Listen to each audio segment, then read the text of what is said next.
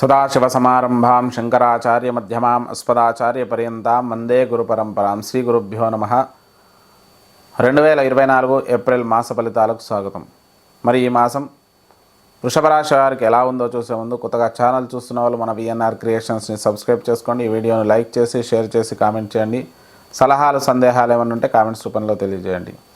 ఇక వృషభ రాశి వారి యొక్క గ్రహస్థితి చూసినట్టయితే రాశిరీత్యా 5వ స్థానంలో కేతువు, అలాగే 10వ స్థానంలో శని కుజులున్నారు. కుజుడు వచ్చేసి ఏప్రిల్ 20వ తారీఖు 11వ స్థానంలోకి వస్తున్నారు.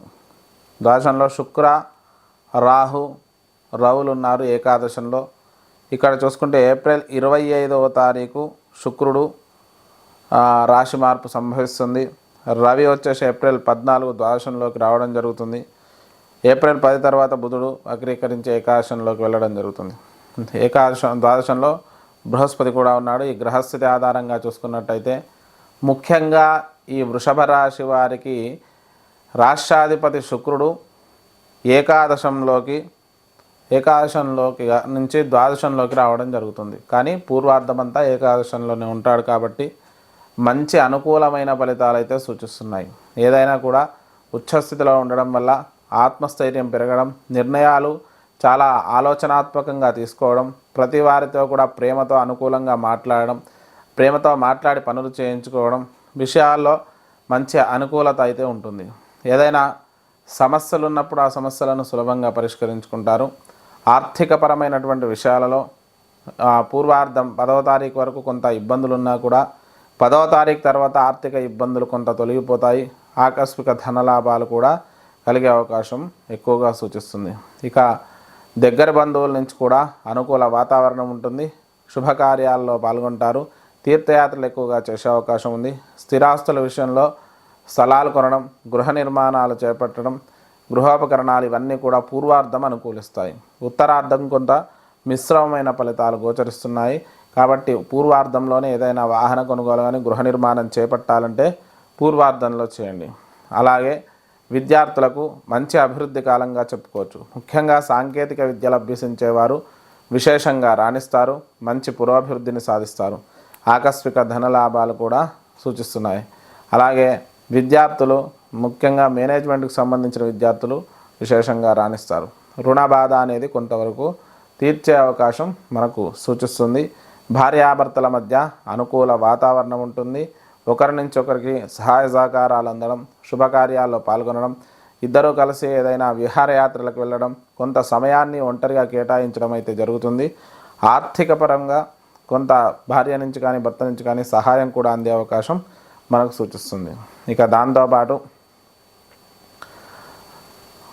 ఆరోగ్యపరంగా చూసుకుంటే అష్టమాధిపతి బృహస్పతి ద్వాదశంలో ఉండడం వల్ల ఆరోగ్యంలో చిన్న చిన్న సమస్యలు కలిగే అవకాశం ఉంది. దీర్ఘకాలిక వ్యాధులైనటువంటి షుగరు, బీపీ లాంటి వ్యాధులు కొంత ఇబ్బంది పెడతాయి. ఆరోగ్య విషయంలో తగు జాగ్రత్తలు వహించండి.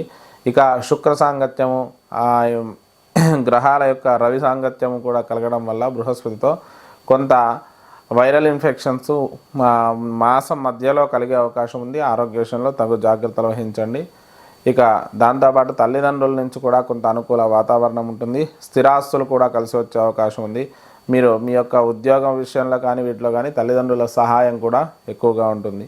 ఇక ఉద్యోగ ప్రాప్తి ఈ ప్రస్తుతం అయితే ఈ మాసంలో తప్పకుండా కలిగే అవకాశం మనకు సూచిస్తుంది. దశమాధిపతి స్వక్షేత్రంలో ఉండడం, అలాగే అంగారకుడితో కలిసి ఉన్నాడు. తప్పకుండా రక్షణ రంగాలకు సంబంధించిన వారు అంటే డిఫెన్స్కు సంబంధించిన ఉద్యోగస్తులు తప్పకుండా విజయాలు సాధిస్తారు. అలాగే అన్ని రకాల రంగాల వారికి కూడా ఉద్యోగంలో ప్రమోషన్లు, స్థానచలనాలు కూడా కలిగే అవకాశం మనకు సూచిస్తుంది.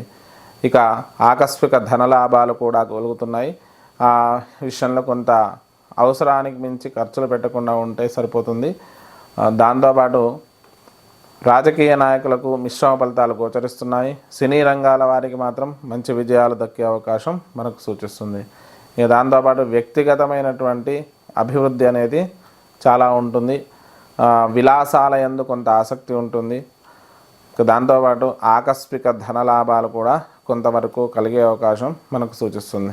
ఇక ఖర్చులు కూడా ఎక్కువగానే ఉంటాయి. వ్యక్తిగతమైన ఖర్చులతో పాటు కుటుంబపరమైన ఖర్చులు అధికంగా ఉండడం అనేది మనం గమనించవచ్చు.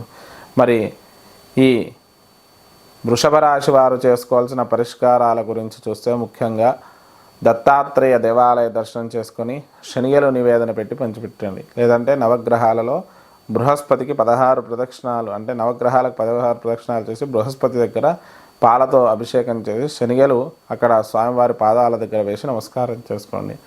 ఇక దాంతోపాటు మంగళవారం రోజు మినుములు దానం ఇవ్వండి. ఆదిత్య హృదయ స్తోత్ర పఠనం చేసుకోండి. అలాగే ధన్వంతరి పాశుపత అభిషేకం చేసుకోండి. దానివల్ల శుభ ఫలితాలు కలుగుతాయి. ఇది మనకు వృషభ రాశి 2024 మాస ఫలితాలు. స్వస్తి ప్రజాభ్యా పరిపాలయంతాం న్యాయేన మార్గేణ మహిం మహేష. గోబ్రాహ్మణేభ్య శుభమస్తు నిత్యం. లోకా సమస్తా సుఖినో భవంతు.